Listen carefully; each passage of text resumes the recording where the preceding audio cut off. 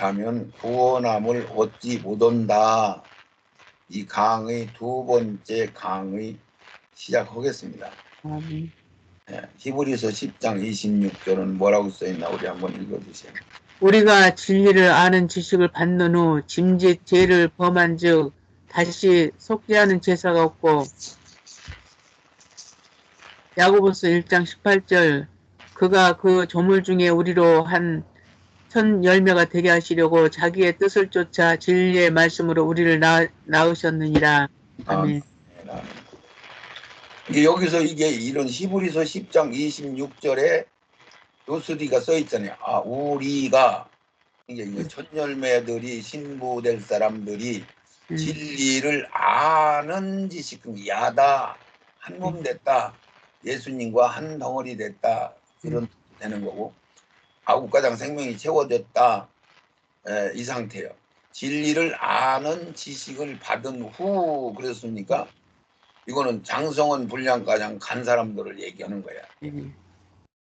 그리고 이제 우리가 이제 보면은 큰 교회 목사님들은 거기에 수준에 범하는 거예요. 그분들이 말씀은 다 깨닫지는 못했어도 그분들은 하나님 앞에 어떤 합격점을 받아서 큰 사역을 맡은 사람들이니까 거기에 준할 수도 있단 말이죠. 아멘. 그래서 진리를 아는 지식을 받은 후, 그런 게 초보적인 입장에 있는 게 아니고 개척의 입장이 아니고 이런 뜻이요. 짐짓 죄를 범했다고 하면 이 죄를 앞뒤 문맥을 읽어서 뭘 읽어? 이 밑에 쭉 들어가 보면은 여기에 이 사람들은 예수님의 피를 더러운 돼지피로 여기고 십자가를 밟았다, 예수님을 모독했다, 이런 죄를 진 거예요. 그럼 이들한테 성령이 걷어갔단 말이에요. 그러면 성령 걷어가면 별 헛소리를 다 하는 거예요. 구원이 여기 있다 저기 있다, 뭐 WCC하고 우리가 손잡고 가야 된다, 무당들도 우리가 끓이고 가야 된다, 이런 헛소리를 한단 말이죠. 짐짓 죄를 범한 즉, 이게 장성원 분량가장 갔는데 부활되기 전에 다시 죄를 질 수도 있다, 이런 얘기죠.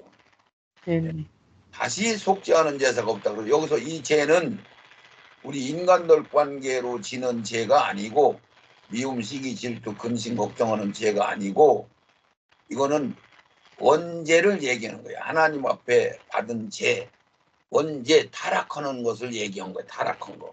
하나님을 떠났단 말이에요. 진리를 떠났단 말이에요. 진리를 아는 지식까지 받았다가 떠났단 말이에요.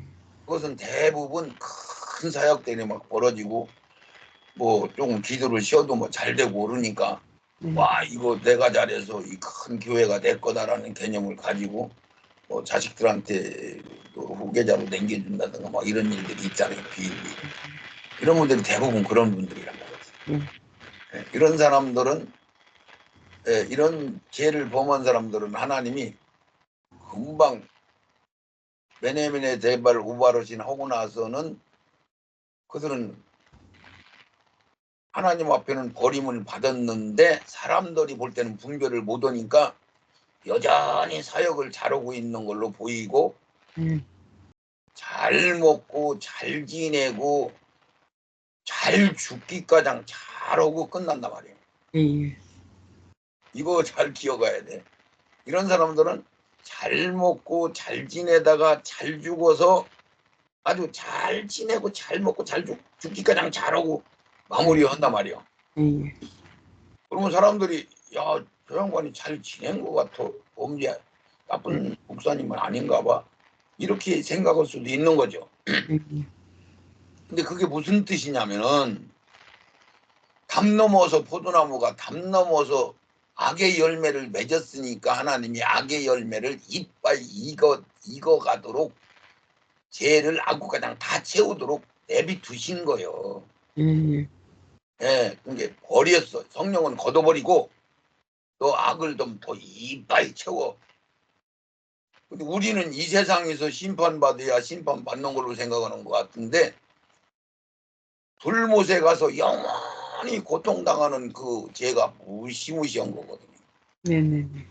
그걸 생각 못하는 거예요. 그러니까 진리를 아는 지식을 받았다가 하나님을 배도한 자들은, 이건 막 하나님이 막 괘씸해서 막 분해서 막 이들을 심판할 때도 막 짓밟아버리는 그런 표현들을 쓰셨는데, 이들은 인간적인 눈으로 보면 잘 먹고 잘 지내다가 죽기가장 잘하고 마무리하고 가.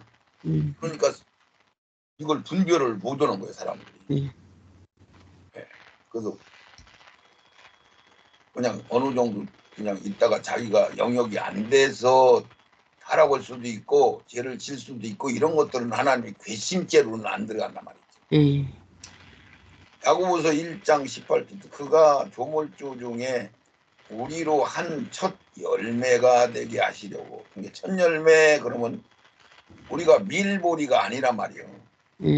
밀보리는 밭에 심는 거고 밭은 넓단 말이에요. 1000평, 2000평, 3000평 어떤 건 막 5000평도 되고 이걸 밭이라고 해. 과수원이 아니란 말이에요. 과수원은 조그마한 땅을 울타리 쳐놓고 거기다가 과수 나무를 심는데 우리 성경에는 무화과를 심는 걸 얘기해요. 무화과 과수나무를 심는 거예요. 그래서 우리가 첫 열매 그러면은 우리 신부들 될 사람들, 예정받은 사람들, 여기서 진리의 사랑을 받은 사람들 이런 사람을 첫 열매 그러는 거야. 그리고 나머지 두 번째 열매를 두 번째 열매 이렇게 아니에요. 첫 열매만 있는 거지.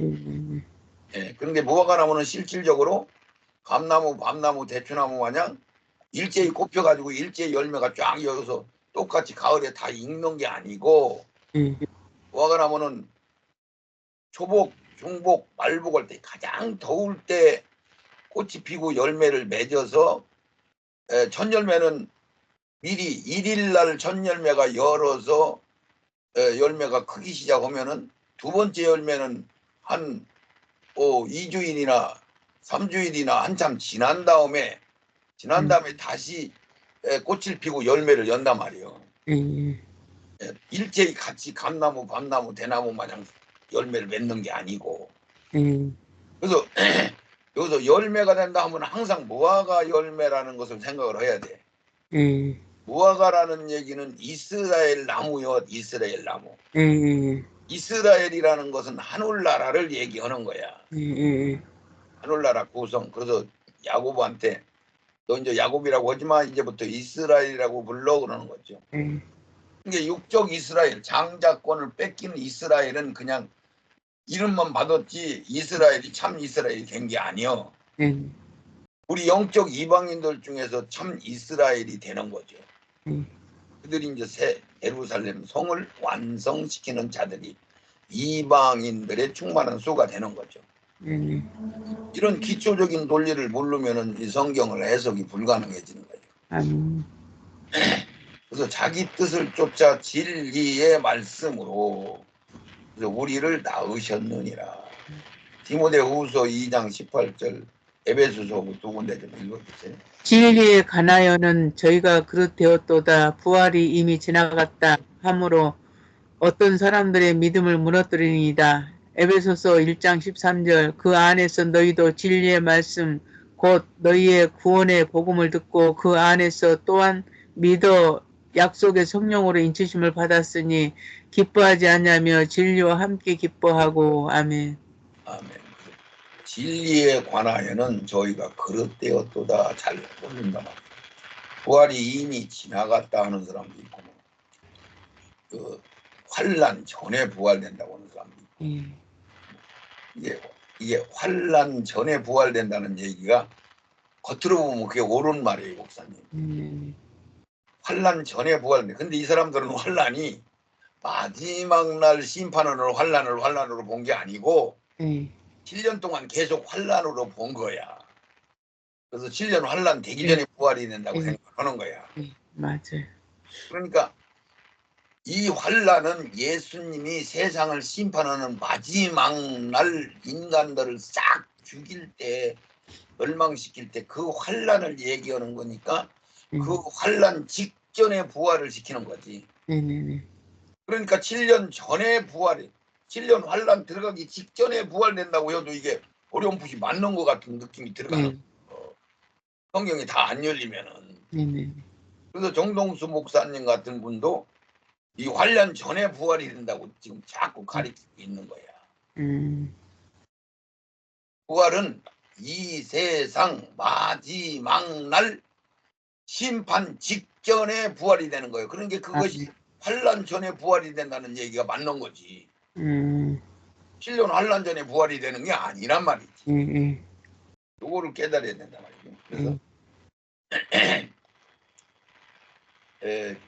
에베소서 1장 13절은 그 안에서 너희도 진리의 말씀 곧 너희의 구원의 복음을 듣고 그 안에서 또한 믿어. 이건 초보 때 얘기고요. 약속의 성령으로 인침을 받았으니 기뻐하지 아니하며 진리와 함께 기뻐하고.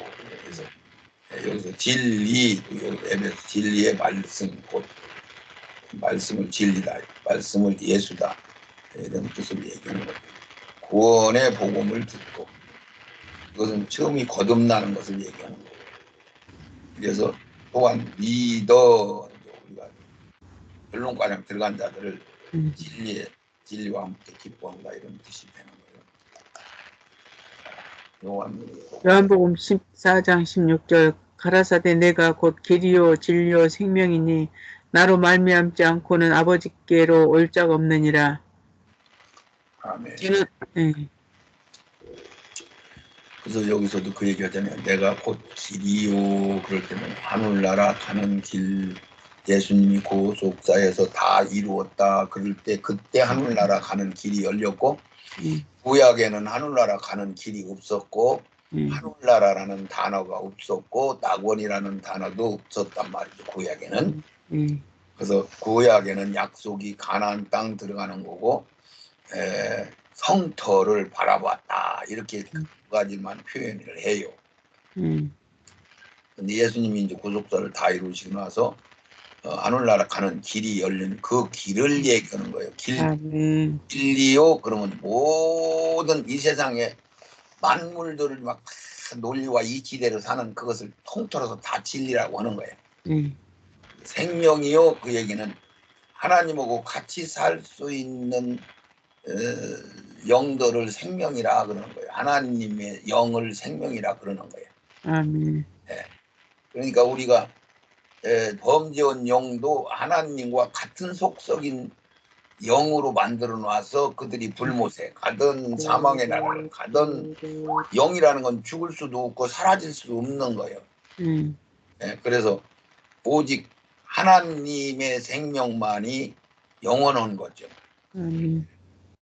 그래서 나로 말미암지 않고는 아버지께로 올라갈 자가 없다. 그런 게 예수라는 길을 통과하지 않고는 하늘나라 못 간다. 그래서 오직 길은 예수밖에 없다. 예수 말고는 구원이 없다. 이런 얘기를 우리가 이제 딱 떨어지게 얘기를 하는 거죠.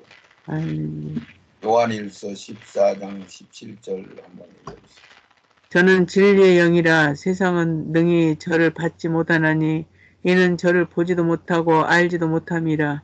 그러나 너희는 저를 아나니 저는 너희와 함께 거하심이요 또 너희 속에 계시겠음이니이다. 아멘. 저는 진리의 영이다. 세상은 능히 저를 받지 못하나니 이는 저를 보지도 못하고 알지도 못하니라.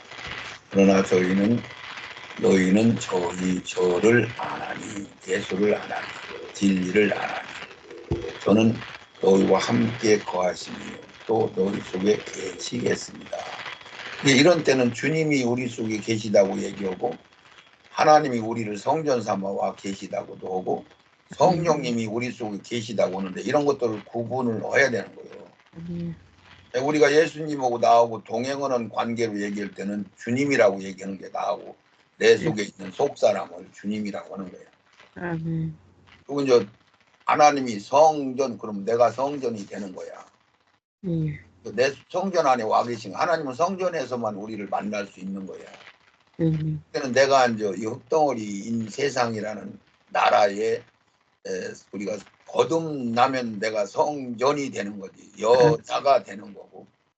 이런 뜻으로 해석을 해야 이게 논리가 열리는 거죠. 고린도후서 4장 2절도 이에 숨은 부끄러움의 일을 버리고 계율 가운데 행하지 아니하며 하나님의 말씀을 혼잡게 아니하고 오직 진리를 나타내므로, 그러면 예수를 나타내므로 이런 뜻이요. 구원의 예수만 나타내는 게 아니고 재물이신 예수만 나타내는 게 아니고 종합적인 예수, 진리의 예수를 나타내므로 하나님 앞에서 각 사람의 양심에 대하여 스스로 전도하노라. 이 진리라는 건 그런 뜻으로 사용하고 있다. 이런 얘기요. 아멘. 네, 뭐 전체적으로 다 읽어주셔야 돼요. 이의 말씀들 속에 말씀하시고자 하는 것은 진리를 예수님으로 말씀으로 참으로 성령으로 생명으로 표현하는 것은 즉 예수 그리스도의 전부신 말씀 곧 종합적인 말씀이신 예수를 상징하시는 말로 참 이치를 말씀하시며 진리라고 진리의 사랑이라고 하는 것으로 종합적인 말씀이신 예수 생명을 다 채워진 것을 진리를 안다라고 하신 것이지요. 그러므로 우리를 안다 하고 계명을 다 지키지 못하면 거짓말이라고 하며 진리가 그 속에 없다. 진리를 알게 되면 자유하다 하며 진리를 알게 되면 계명도 율법도 다 된 것이라 하며 참으로 온전하게 되었다고 예수와 사귐이 있다고도 하는 것입니다. 그렇죠. 우리가 사귐 그러면 이제 애들이 뭐 연애한다 이런 표현을 쓰는 게 아니고 성숙돼야 연애, 사귐 표현을 한 거잖아요. 동행. 그래서 그런 뜻으로 얘기를 합니다. 진리 하면 시작이 아니고 결론으로 들어가는 것을 얘기를 하는 거예요. 우리가. 그래서 이것을 성경은 너무 다양하게 얘기를 하니까 우리가 그러면 이 진리만 그렇게 얘기하는 게 아니고 우리가 뭐인가 구속사를 이루었다 그러면 밭에 심은 뭐 곡식으로 얘기를 하지 않나, 무슨 우리가 나라가 되지를 않나, 우리가 여자가 되지를 않나, 또 아들이 되라고 하지를 않나, 제자가 되라고 하지를 않나, 제사장 이긴 자가 되라고 하지를 않나, 막 다양하게 얘기를 하니까 이게 무슨 뜻인가 앞뒤 문맥을 쭉 읽으면은 이게 이런 뜻으로 이런 얘기를 이런 식으로 하는구나, 이것을 우리가 알아야 비로소 성경이 정리가 된단 말이에요. 아멘. 이거를 구분 못 오면은 신학 박사 학위를 따도 성경을 올바로 해석할 수가 없어요. 아멘. 이렇게 되는 거야. 그래서 국문만 알으면은 이것은 이해할 수가 있는 거죠. 앞뒤를 쭉 읽으면 왜 이런 표현을 썼을까? 그럼 왜 하나님이 내 속에 계시다고 했다, 예수님이 계시다고 했다, 성령님이 계신다고 했다, 도대체 뭔 얘기를 이렇게 하는 거야. 그럼 앞뒤 문맥을 쭉 읽으면 그런 논리가 이제 이해가 되기야 된단 말이지. 계명을 계명을 다 지키는 자와 요 사랑이 되어지는 자와 첫 열매 맺는 자이며 아구까지 생명에 채워진 자를 말하는 것이다. 그래서 세상 끝에서는 진리의 사랑을 받지 못하면 구원함을 얻지 못한다고 하며 그 말씀이 어린 양의 생명책에 농명되지 못하면 환란 때에 짐승표를 다 받게 된다고 하며 미혹된다고 하는 것이다. 자, 환란 때 짐승표를 받는다 그러면은 지금 대형 교회 큰 사역을 한 분들 막 그동안 어마어마한 존경을 받고 막 대단한 일들을 이루신 그런 목사님들 막 뭐 개척을 해가지고 막 교회들을 몇 군데씩 세우고 세계 선교를 어마어마하게 하고 뭐 하여튼 엄청난 대접도 받고 막 기적과 이적도 일으키시고 하던 이런 목사님들이 다 지금 짐승표를 받고 지금 받는 쪽으로 막 향해서 열심히 가고 있거든요. 그럼 그들은 왜 그러냐? 그러면 그런 사람들은 결국은 이미 하나님이 메네메네 데발 우바르신 성령을 걷어가신 사람들이 대부분 그냥 자기 그동안 말하자면 경험한 그런 이력으로 자기가 성령이 있는지 없는지도 분별도 못하고 그냥 가고 있단 말이에요. 대부분 그런 사역자들은. 근데 일반 입장에서 볼 때는 진리의 사랑을 받지 못하고 어린 양의 생명책이 농명이 아직 안 돼 있는데 이런 사람들은 그래도 이들은 깨어 있어서 막 애통하면서 그래도 기도를 쉬지 아니하고 열심히 하는 분들이 대부분 보면은 고난을 받고 있어. 그 사람들은. 그러면 그 사람들은 그려도 생명을 채울 수 있는 기회가 있는 거야. 네. 많은 걸 받아서 누리고 있는데 이들은 배불러 가지고 버티다가 나자빠진 거예요. 배불러서 버티니까 하나님이 너 그렇게 하지 마, 그렇게 하지 마. 이거 네 기회 아니야. 너 말씀 더 깨달아야 돼. 그런데도 하나님 가만히 계셔요. 그냥 오늘 장례식도 가야 되고 어디도 가야 되고 신방도 가야 되고 막 바빠 죽겠어요. 막 그러면서 거기에 몰두하다 보니까 자기가 생명을 다 채워줬는지 안 채워줬는지도 모르고 이거 자기가 받은 거 누리기에 바쁜 거야. 네네. 하나님이 권면하다 지쳐가지고 그냥 성령 걷어가 버리는 거야. 그러면 자기들은 그냥 잘하는 줄 알고 막 가고 있단 말이죠. 네. 근데 그 사람들이 가면 이제 자꾸 헛소리까지 막 하는 거야. 나중에는 성령 걷어가면 헛소리 하는 거야. 헛소리. 네. 예, 믿어지는 말씀도 안 믿어지는 거고 혼적인 기능으로 이제 판단을 하게 되는 거야. 네. 이것을 얘기하고 있는 거야. 너무 무서운 거죠. 그래서 차라리 연단을 막 계속 끊임없이 받고 있는 쪽이 더 오히려 낫단 말이지. 네네. 차라리 이런 얘기요. 그래서 심령이 가난한 자, 많이 가진 자가 천국에 가기가 쉽다고 안 했어. 네네. 약자가 많을때 통과하는 만큼 어렵다는 얘기야. 어쨌든 간에. 그래서 빛자 로마서 13장 8절에도 빛자 사랑의 빛 외에는 아무에게도 아무 빛도 지지 말라. 매이지 마라 말이야. 남을 사랑하는 자는 율법을 다 이루었다 해서 남을 사랑하는 내 이웃을 내 몸같이 사랑하는 자라고도 써있고 남을 사랑하는 자라고도 써있고 이게 이제 9가지 생명이 채운 자들을 얘기하는 거예요. 하나님 그걸 원하시는 거예요. 근데 이렇게 채워졌다가도 배도를 한단 말이에요. 그렇죠. 채워졌는데 바쁘다 보니까 사역들 막 돌아오다 보니까 기도줄이 자꾸 늦추다 보니까 졸다가 훅 잠들어 버렸는데 하나님이 2번, 3번, 4번 깨워도 안 일어나니까 하나님이 메네메네 대발 우발하신 여버렸다는 얘기죠. 하나님은 모르시고 하는 게 정확하게 이 사람은 내가 권면에도 다시 교회 붙들고 늘어지겠구나. 말씀 붙들고 생명 붙들고 가는 게 아니고 교회 붙들고 늘어지겠구나. 아르신 걷어가 버리는 거예요. 사랑은 이웃에게 악을 행하지 아니하니 그러므로 사랑은 율법의 완성이다. 그래서 내 이웃을 내 몸같이 사랑한다는 얘기나 진리 안에 있다는 얘기나 이긴 자라나 제자 됐다거나 종이 됐다고 하든지 제사장이 됐다고는 얘나 똑같은 언어란 말이에요. 똑같은 논리를 이야기하는 거예요. 아멘. 각자 따로 설명하는 거지. 따로 설명하는 거예요. 건축하는 걸로, 농사 짓는 걸로, 시집장가 가는 걸로, 열매 거두는 걸로, 군대로 군인들로 뭐 여러 가지로 얘기를 하는 거예요. 로마서 8장 1절에 여기에 이제 그게 써 있네요. 그러므로 이제 그리스도 예수 안에 있는 자에게는 이제 여기 주 안에 있는 자라는 얘기나 예수 안에 있는 자나 같은 소리예요. 아멘. 결코 정지함이 없다 말이에요. 마귀들이 말하자면 함부로 미혹을 못 한단 말이지. 주 안에 있으면은. 근데 이 논리를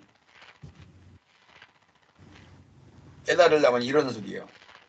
우리가 주 안에 이렇게 동그라미를 딱 쳐놓고 주 안에 내가 있으면 말씀 안에 살면 기도 성령 충만함을 잃지 않았으면 성령 충만함은 뭐냐면은 우리가 한 아침 점심 저녁 밥 먹는 거 마냥 새끼를 안 먹으면 뱃속에서 쪼록쪼록 오면 이게 성령이 소모가 된 거야.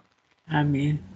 그러면 또 다시 성령을 충만을 채워야 되는데 이거를 우리 밥 먹는 거 마냥 꼭 하루에 3번을 채우는 게 아니고 성령이 조금만 채워졌으면 뭐 이틀도 가고 한 일주일도 갈 수 있어요. 근데 일주일 정도 기도 안 했다고 해서 금방 뭐 쪼록쪼록 이어지는 건 아니요. 근데 쭉 가면서 성령이 충만히 떨어지면 졸면서 졸다가 완전히 잠들었다가 깊이 잠들어 버리면은 이거 무슨 큰 문제가 일어나야 깨어난단 말이야. 그러니까. 이런 얘기. 그러므로 이게 우리 그리스도 예수 안에 있는 자에게는 결코 정죄함이 없다. 이 얘기는 성령이 충만해서 주 안에 있는 자, 아구가장 생명이 채워서 진리의 사랑을 받은 자 이런 뜻이야. 그래서 마귀가 못 건드려. 근데 내가 그런 상황에 있다가도 내가 주님 손을 놓고 밖에 나갔단 말이야. 그 얘기는 내가 성령이 충만함에 떨어졌다 이런 얘기야.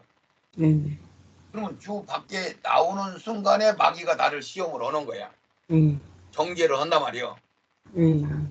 네, 그런데 그러면 예수님이 나를 말릴 길이 없어. 그렇죠. 나를 못 도와줘. 마귀가 나를 맘대로 하는 거지. 예수님도 자율권을 우리에게 줬기 때문에 내가 마귀하고 가서 놀아도 예수님이 나를 터치를 못해. 근데 예수님 손에서 뺏어갈 자는 없지. 마귀도 못 건드리고 천사도 못 건드리고 사단도 못 건드려. 못 뺏어가. 그런데 우리가 손을 놓고 내가 바깥으로 나가면은 마귀가 나를 맘대로 건드리고 예수님이 나를 도와줄 수가 없어. 근데 거기서 도와줄 수 있는 길이 딱 한 가지, 회개. 회개하면 그때 이제 성령을 보내가지고 나를 도와주는 거지. 그렇죠. 근데 회개를 못 오면은 안 오면은 돌아올 길이 없어. 그렇죠. 마귀가 안 놔주니까. 이런 얘기요. 회개하면은 다시 이제 주님이 나를 도와주죠. 아멘. 요 이치를 모르니까 이게 정리가 안 되는 거야. 그래서 주 안에 있는 자는 결코 정죄함이 없다. 마귀가 못 건드린단 말이야. 마귀 안에 있으면은 주님이 못 건드린단 말이야. 똑같아 이게 논리가. 근데 마귀는 우리를 건드릴 수 있는 권한이 죄를 질 때 건드린단 말이야 우리를. 예수님은 나를 도와줄 수 있는 길이 회개할 때 도와준단 말이야. 요거를 알아야 되는 거야. 요거를. 요걸 분별하면은 아 그렇구나 하고 주 안에 있는 자들은 결코 정죄함이 없다. 부활됐다 이 얘기가 아니야. 정죄함이 없는 주 안에 있는 상태에도 요거 내리라도 우리라도 죄를 질 수 있는 거요. 아멘. 그때그때 회개하면 되는 거지. 네네네. 그때그때 두루마기를 빠르면 되는 거지. 네. 안 빨고 묵어나 자빠지면 이제 빨기가 어려워진다는 얘기지. 그렇죠. 이는 그리스도 예수 안에 있는 생명의 성령이 법이 그렇게 돼 있다면 법을 그렇게 정해놔서 예수님도 법을 지키니까 우리가 주님 손 놓고 마귀 따라가 있으면 마귀 속에 있으면은 주님도 우리를 못 도와준단 말이야. 그래서 생명의 성령이 법, 죄와 사망의 법에서 우리를 해방시켰다. 그 얘기는 우리가 주 안에 있으면 우리가 해방된다 이런 뜻이에요. 아멘. 요것을 일반 신학에서는 교리에서는 전부 우리가 성령 받으면 주 안에 있는 걸로 해석을 해버린 거예요. 장성해서 진리의 자유함 속에 들어가는 것을 주 안에 있는 거라고 얘기해야 되는데 이거를 정리를 못하니까 엉뚱한 소리들을 한단 말이에요. 여기서 진리와 같은 단계의 종류의 말씀이 계시록 13장 8절의 말씀에 있습니다. 이 말씀과 같은 단계의 말씀을 연계해 본다면 결국 거룩한 무리들인 첫 열매로 부활에 참여한 자들로 그들이 첫 열매라고 하는 자들이 되는 것입니다. 아멘. 우선 이 시점에 와서 여기서 진리와 같은 단계의 종류의 말씀이 계시록 13장 8절도 말씀이 있는데 13장 8절은 죽임을 당한 어린 양의 생명체에게 장세유로 농명된 어린 양에 소속됐다. 어린 양을 졸졸 따라다닌다. 어린 양하고 한 덩어리가 됐다. 예수님이 머리고 우리가 지체가 됐다. 이런 소리나 같은 얘기야. 어린 양의 생명체에 농명되지 못하고 땅에 사는 모든 자들은 성령 받은 자들은 다 성령 받았어도 어린 양의 생명책이 용명 안 되면 다 짐승에게 경관다. 아멘. 마지막 시대에 666 짐승표를 받는단 말이에요. 매매하려고 받는단 말이에요. 그러니까 이것을 그 대단한 내가 그렇게 사모하고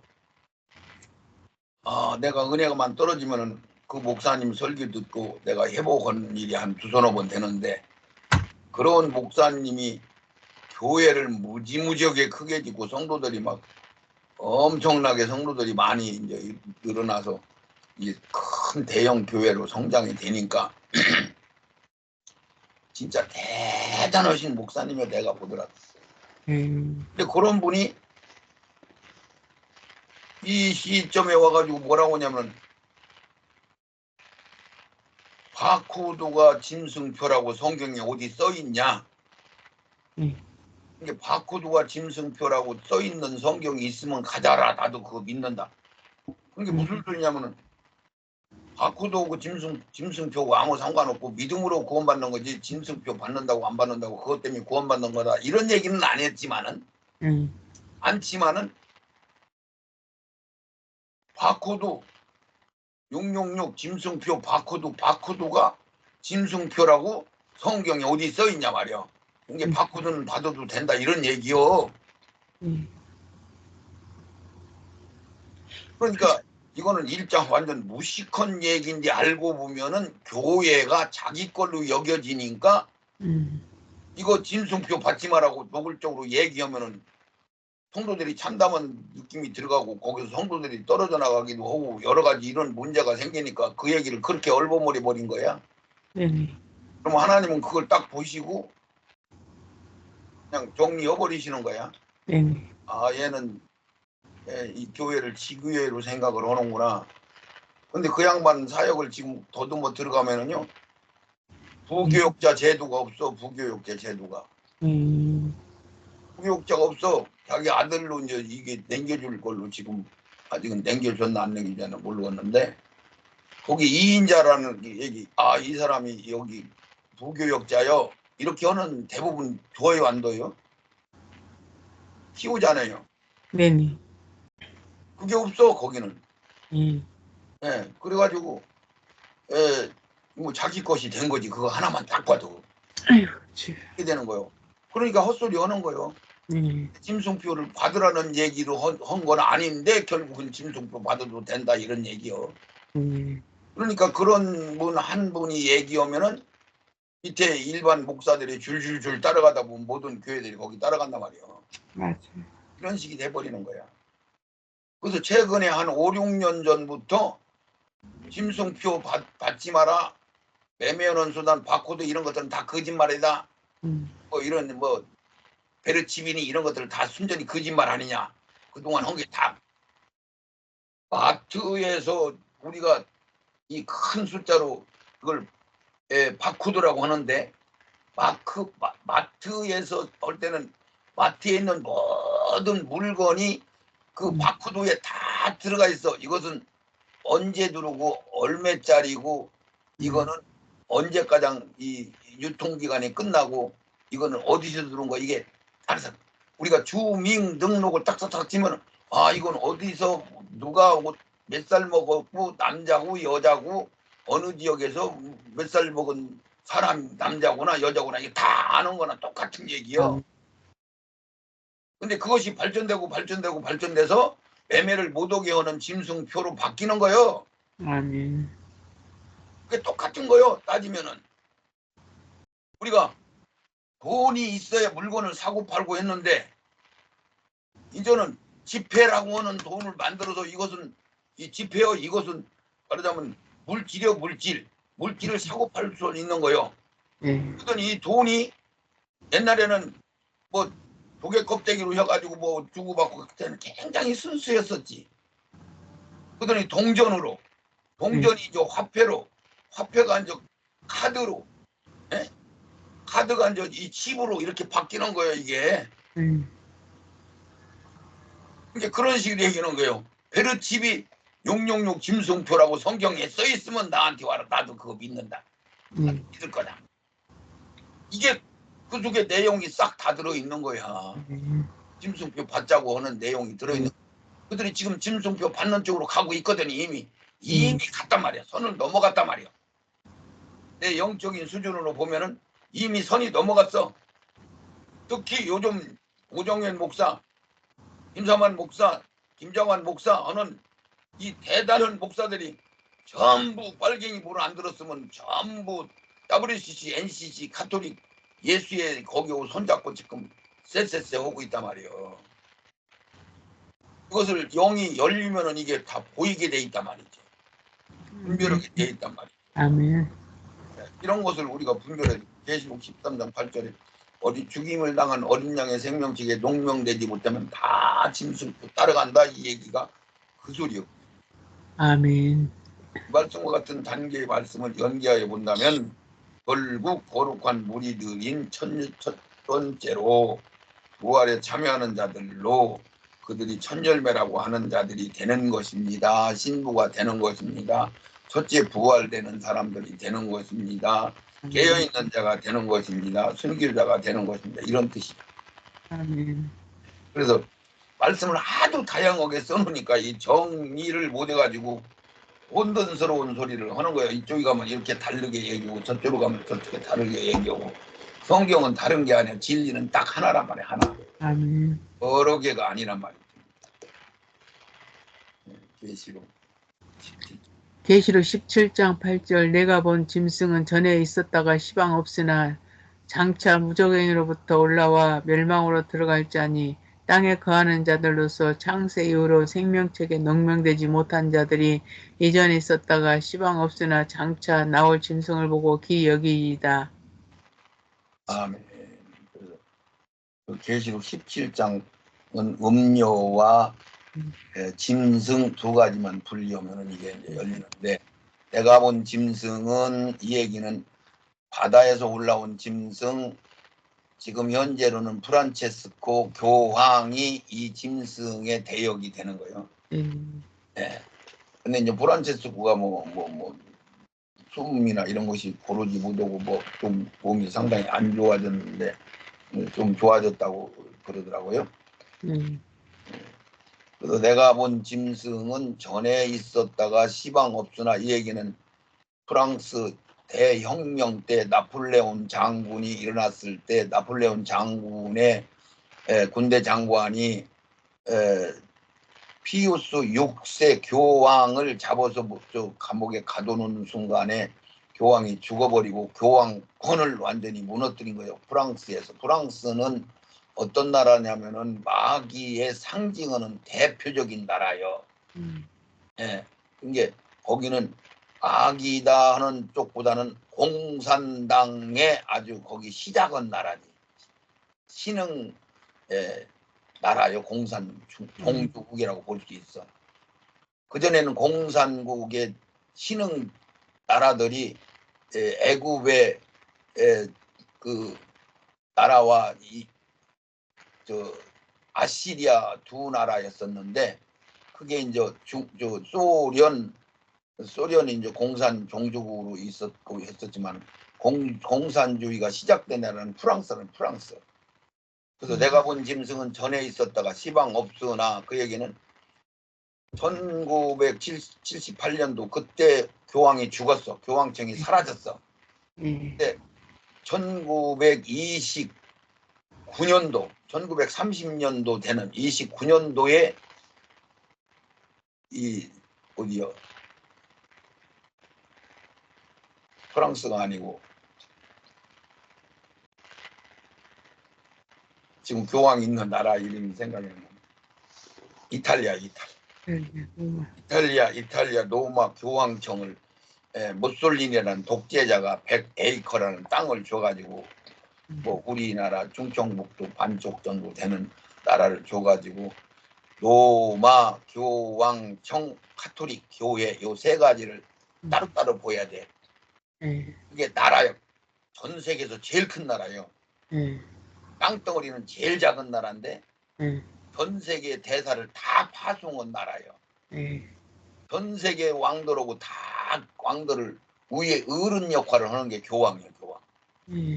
전 세계 왕들이 자기가 왕권이 바뀌면은 교황한테 가서 다 인사하고 오는 거야.